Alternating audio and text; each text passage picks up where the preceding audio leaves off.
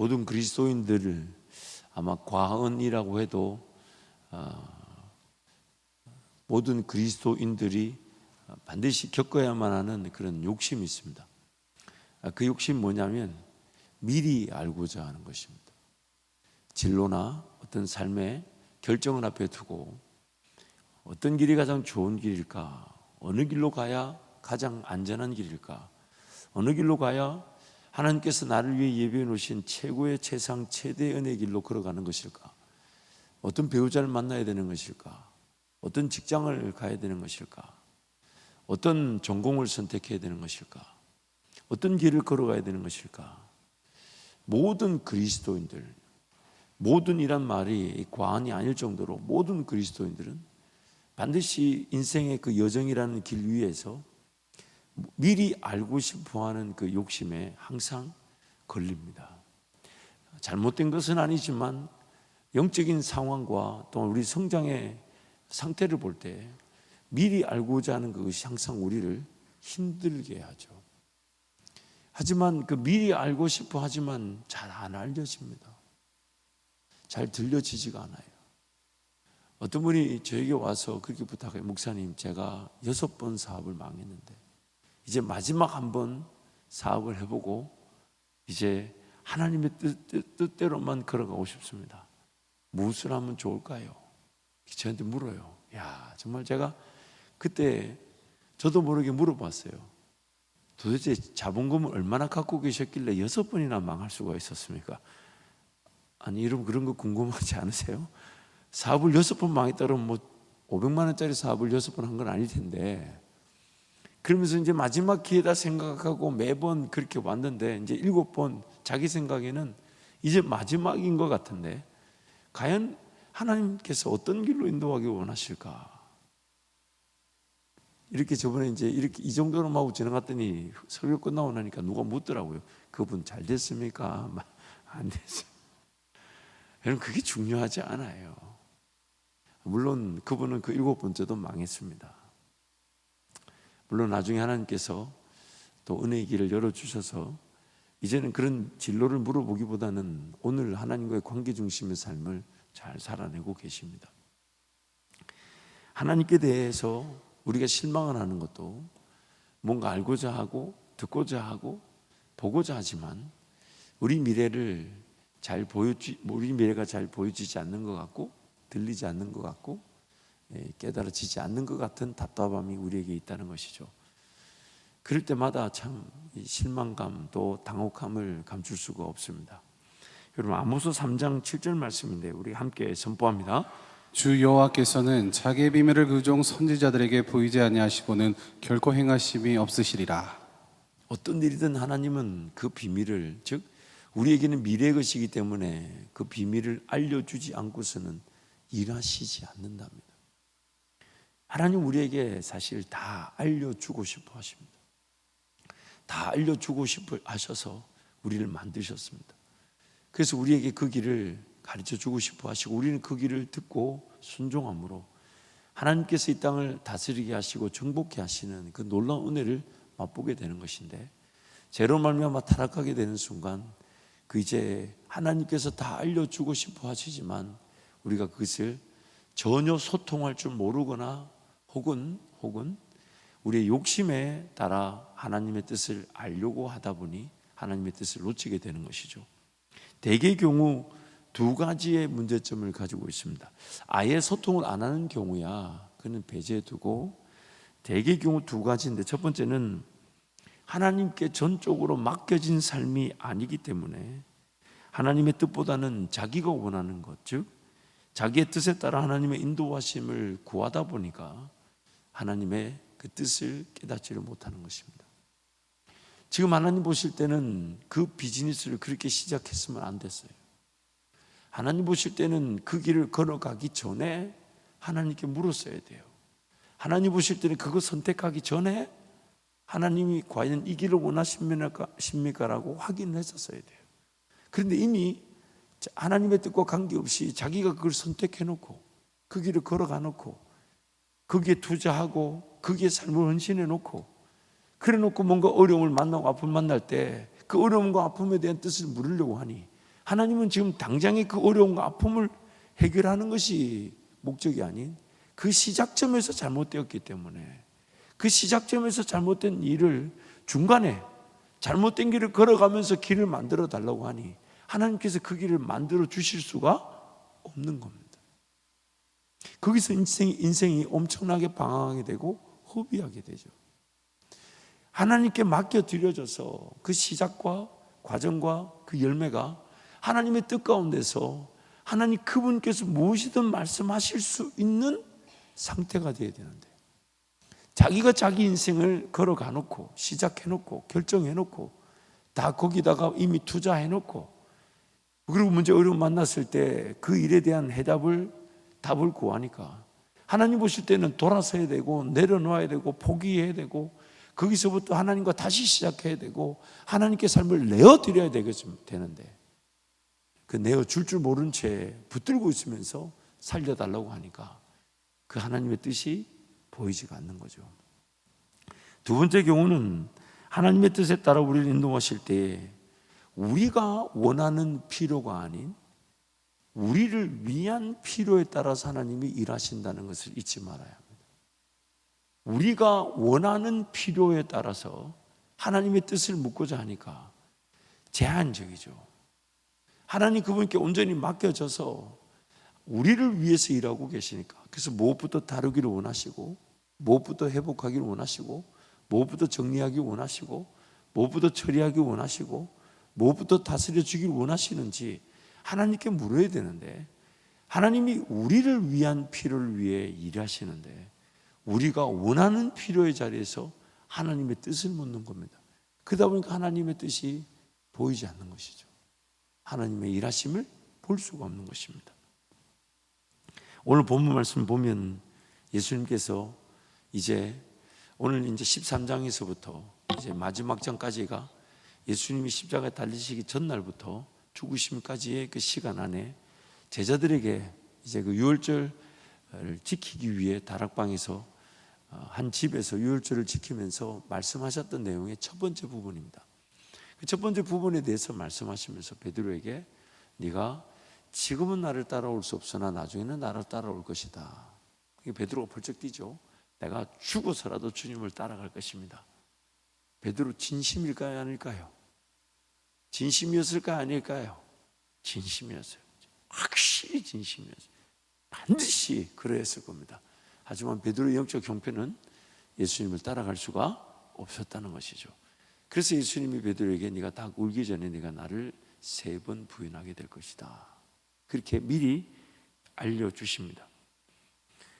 하지만 베드로는 자기가 당할 일을 전혀 이해하지 못한 채 결국 그런 일이 일어나지 않을 것이라고 대답하고, 예수님께서는 그에 대해서 아니다, 네가 나를 3번 부인할 것이라고 말씀해 주심으로써 알려줘도 못 알아듣거나 알려줘도 당할 일을 당하고 말더라는 거죠. 우리는 알고 싶은데 그래서 하나님께서 내 미래의 길을 알려주시면 그 길을 제대로 걸어갈 것 같은데, 그 길만 선택할 것 같은데 알려줘도 우리는 그 길을 따를 힘이 없다는 겁니다.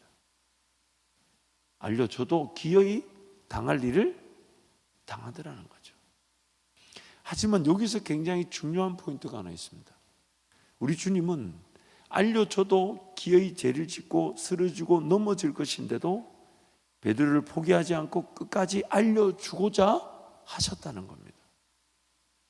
우리의 영적 형편에도 불구하고 하나님은 우리에게 끝까지 말씀해 주신다는 것이에요.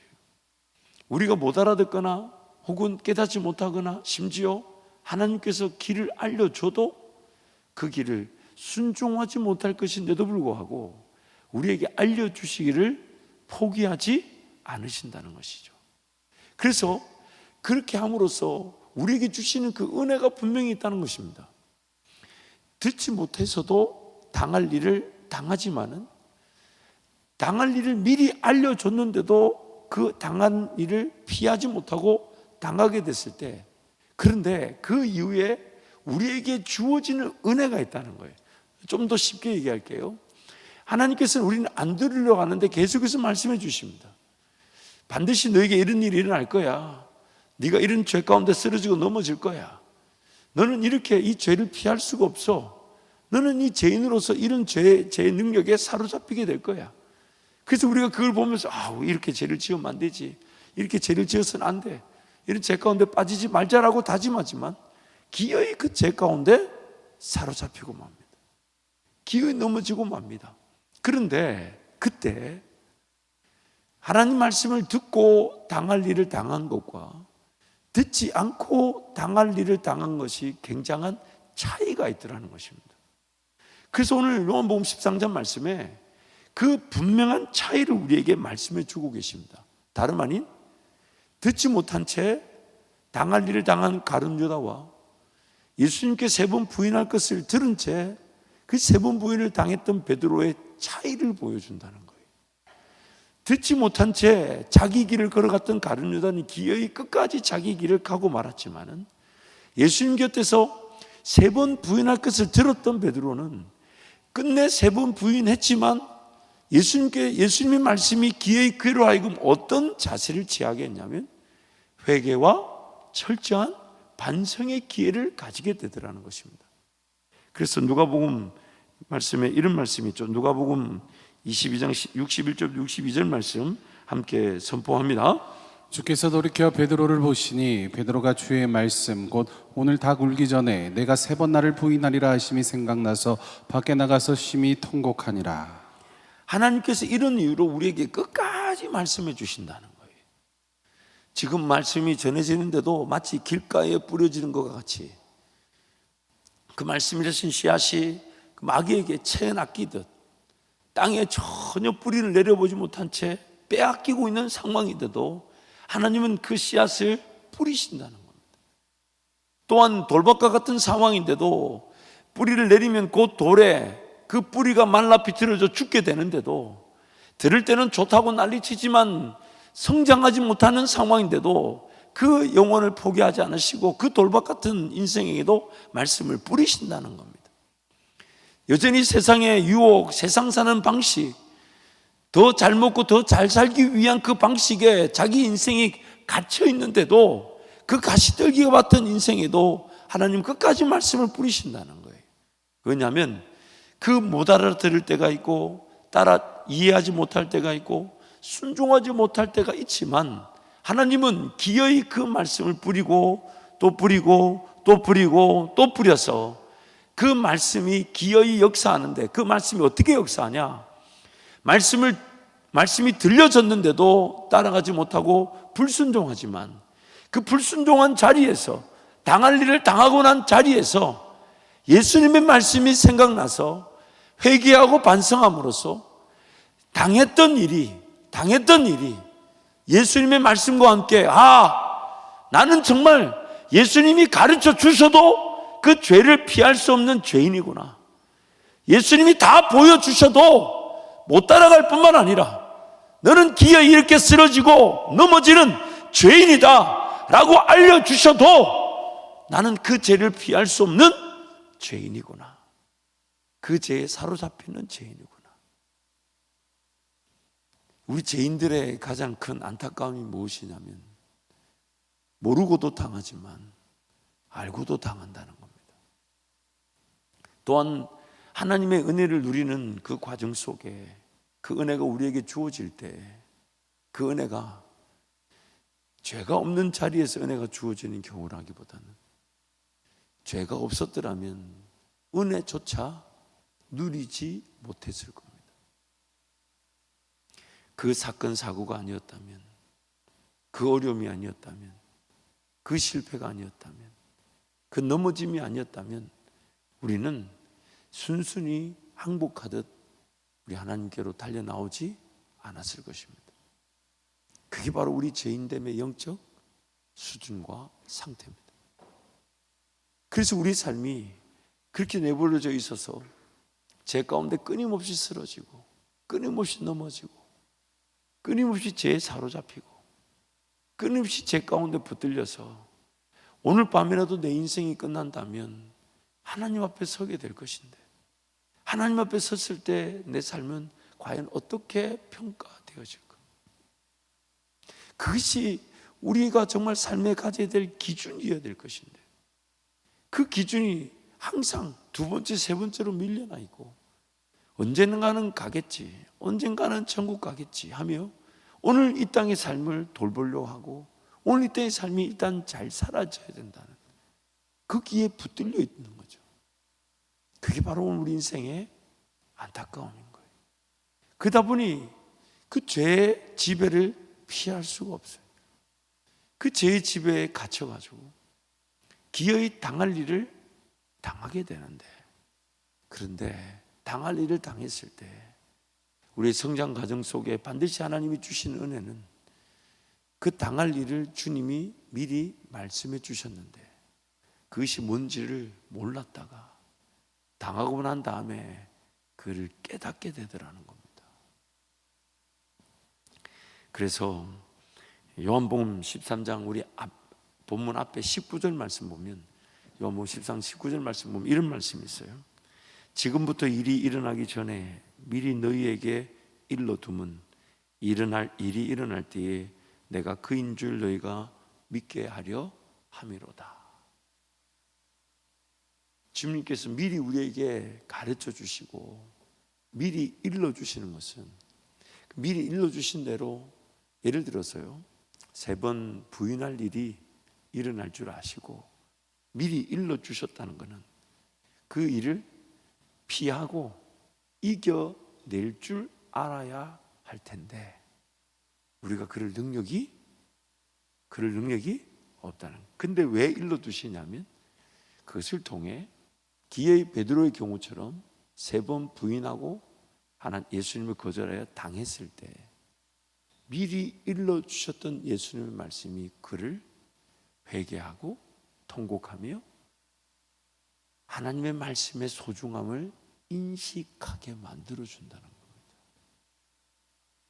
이것이 오늘 우리가 반드시 붙잡아야 할 은혜입니다.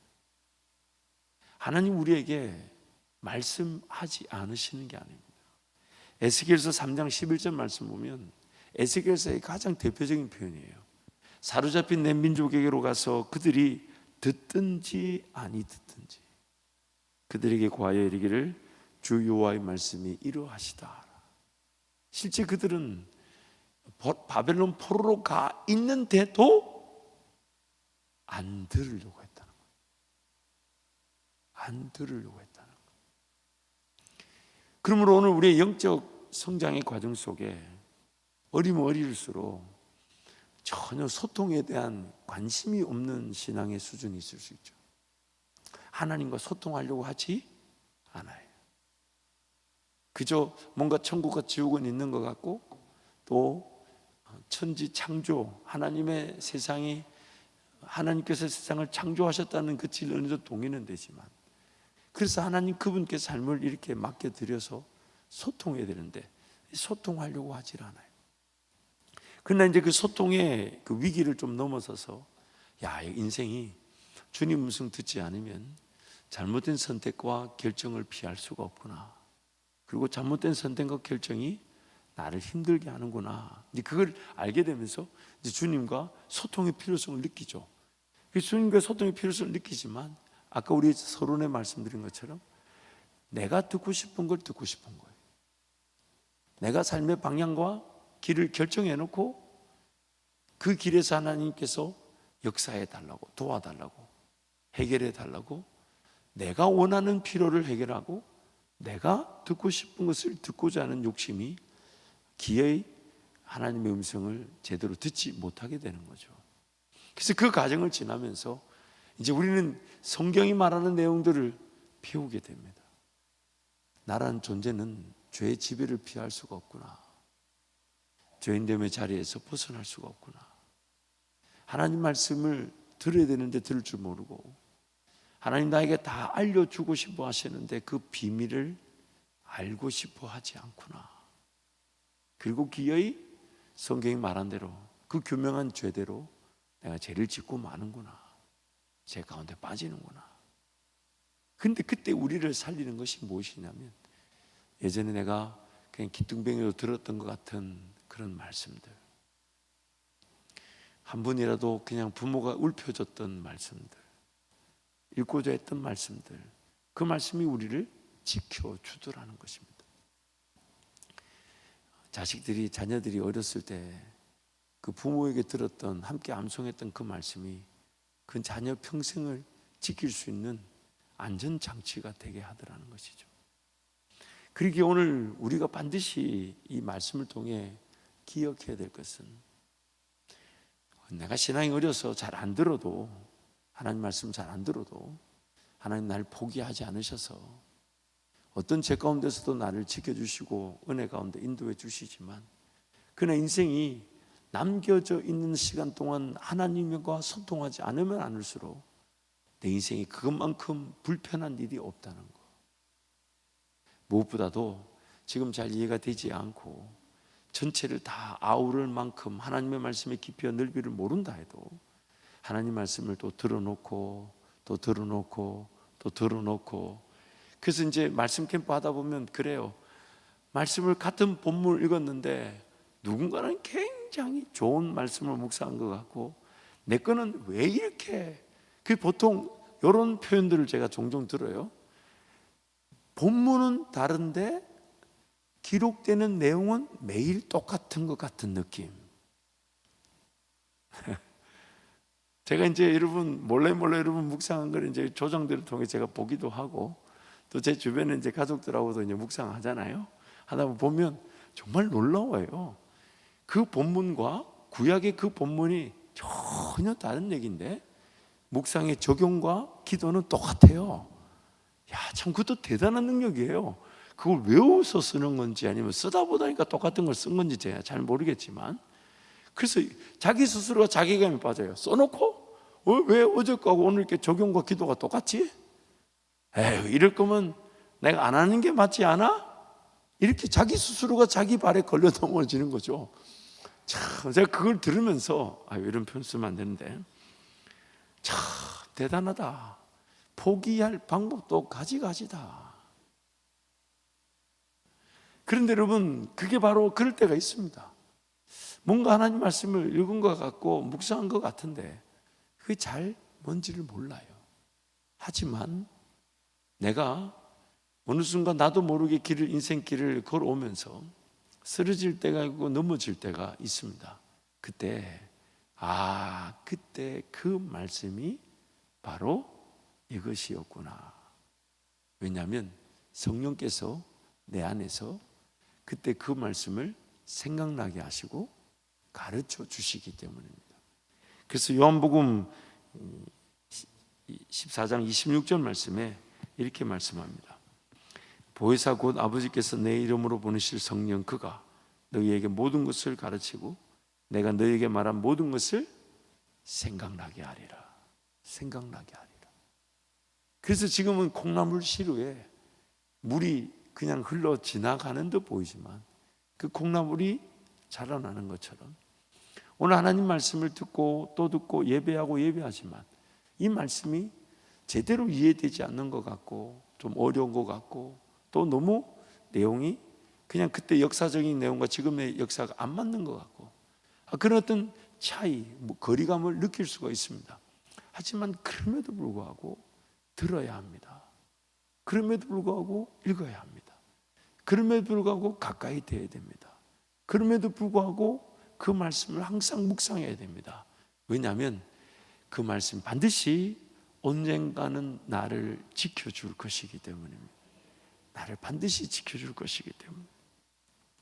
그래서 예수님께서는 지금 들으려고 하지 않고 이해하지 못하고 또한 듣고서도 기어이 당할 일을 당하고 많은 제자들 그리고 우리들을 포기하지 않으시고 말씀해 주시고 또 말씀해 주시고 그 사역자들이 종종 이제 경험하게 되는 게 있어요.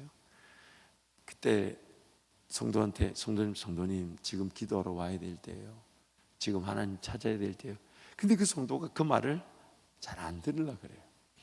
안 듣다가 나중에 자기가 은혜 받고 나서 사역자가 뻔히 앞에 앉아 있는데 이렇게 얘기합니다. 왜 그때 누군가가 나에게 기도하러 오라 소리 안 했는지 그때 누구가 나를 좀 강하게 붙들어 줬어야 되는데 왜 강하게 안 끌어줬는지 정말 억울하다고. 앞에 앉아 있는데 안 들리는 거예요. 그렇지만 안 들려도 또 말해주고 또 격려해주고 또 전하고 또 전하고 또 전하는 것은 예수님께서 우리를 포기하지 않으신 그 은혜를 우리가 그대로 흘러보내는 것입니다. 잘 안 듣는 것처럼 보여도 카톡으로 좋은 말씀도 보내주고요, 기도도 녹음해서 보내주고요, 또 전화로 해서 말씀을 들려주고요, 오늘 주일날 이런 말씀 들었는데 이런 말씀 참 좋았다라고 또 보내주기도 하고요. 계속해서 그에게 말씀이 뿌려져야 됩니다. 뿌려지다 보면 언젠가는 반드시 하나님께서 그 말씀이 뿌리를 내리고 자라나 열매를 거두게 하실 것입니다. 여러분 잊지 마세요.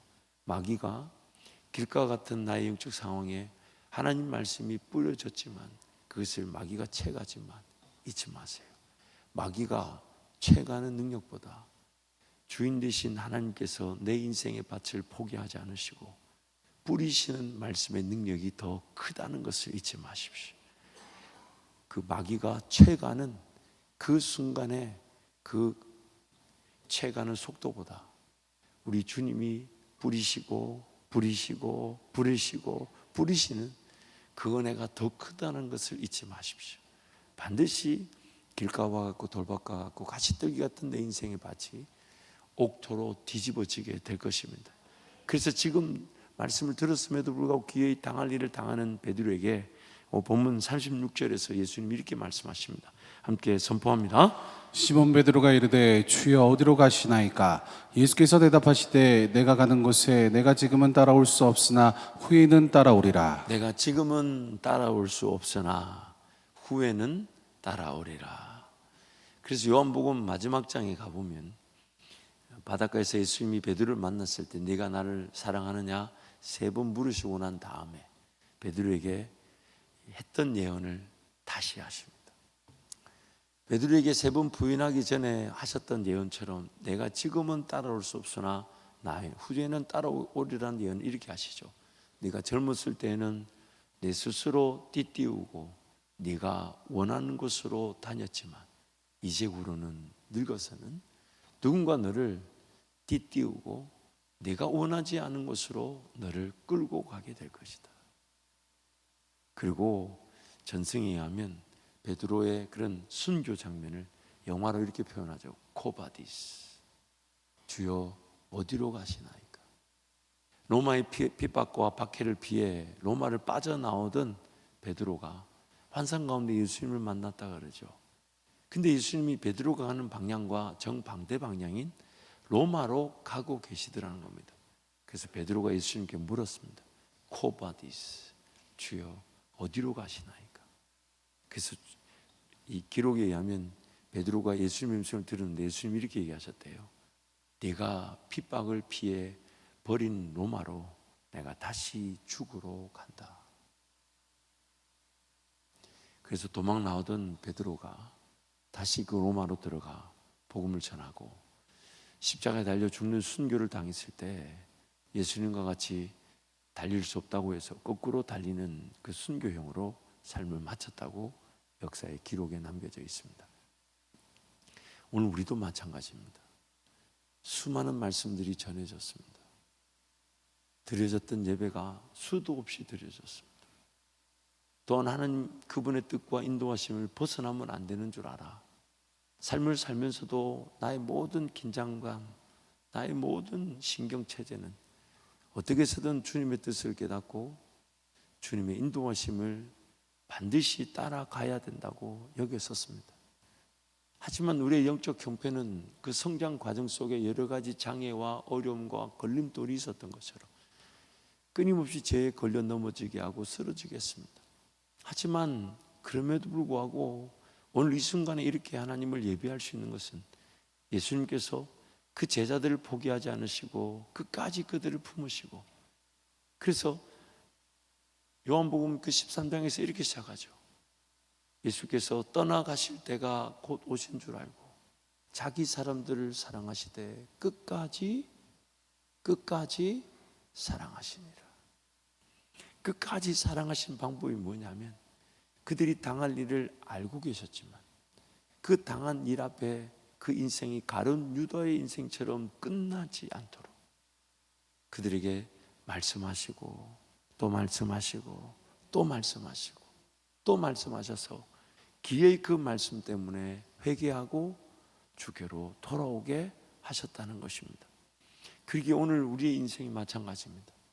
잘 들리지 않는 것 같고 말씀이 안 깨달아지는 것 같고 잘 모르는 것 같고 그래서 말씀을 보다 보면 이게 연초에 되면 이제 창세기부터 부지런히 읽죠.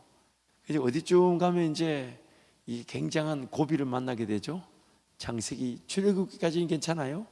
출애굽기 이제 어디서부터 시작되냐면 20장 넘어가기 시작하면서부터 십계명에 대한 말씀이 나오기 시작하면서 살살 사람이 이게 또 뭔가 참 신기해요. 해마다 그 고비는 늘 고비예요. 그리고 그 출애굽기를 겨우 넘어섰나 싶은데 뭐가 나오죠? 레위기가 나오는 순간 그러니까 참 대단해요. 창세기만 30번을 읽으신 분이 있더라고. 그럼에도 불구하고 또 말씀의 자리로 가고 말씀을 대하려고 하고 말씀 캠프를 하고 있는데 이렇게 중도에 조금 따라가기도 버겁고 바빠 죽겠는데 뭘 자꾸 올리라 하고 그러다 보니까 지금 보고를 받으니까 한 25%에서 30%가 중도 방학을 하신 분들이 좀 계시는 것 같아요. 그러니까 물론 그 가운데 몇몇 이렇게 그룹들은 한 95% 이상 전원이 거의 이제 빠지지 않고 참여하고 계신 조들도 제법 많았습니다. 야, 그래서 그 조들을 격려해 주자 하는데 또 그 조들을 격려한다고 뭘 상품을 돌렸다가는 안 그래도 지금 방학한 사람들 더 방학할 것 같아가지고 그 잘하는 사람들은 그 잘하고 있는 그 자체가 상급인 줄 알고 두는 게 맞을 것 같고 못하는 사람들은 어떻게든 달래야 될 것 같은데 그러나 그런 인생의 이 신앙의 성장의 때가 있다는 거죠. 하지만 여러분 또 듣고 또 듣고 또 듣고 또 듣고 또 듣고 또 듣고 또 듣고 또 들어놓으면 반드시 성령께서 그것을 생각나게 하시고 가르쳐 주셔가지고 베드로와 같이 그렇게 쓰러지고 넘어진 자리에서 나를 일으켜 세우는 돌이키는 그 은혜가 되게 하시고 야, 예수님 말씀이 맞았구나. 내가 죽기를 각오하며 예수님을 따른다고 했는데 예수님 말씀처럼 나는 3번 부인을 피할 수 없는 죄인이구나. 철저하게 낮아지는 거죠. 겸손해지는 거죠. 그러면서 약속하신 성령이 올 때까지 기다리는 거. 그런데 약속하신 성령이 임하니까 제자들에게 뭔가 기록이 남겨졌던 것도 아니에요. 그저 예수님이 그들에게 말씀해 주셨다는 그것을 성령께서 살리셔가지고 그들로 하여금 예수의 증인의 삶을 충분히 살아낼 수 있도록 성령께서 인도하셨다는 것입니다. 그래서 오늘 우리에게 그 예수님의 말씀이 이렇게 기록되어져 온 것입니다. 성령께서 우리의 구원의 역사를 이루실 때 예수의 말씀을 직접 보고 들었던 사도들을 통해 그래서 에베소서 말씀에 우리가 선 터는 사도와 선지자들의 터다고 말합니다.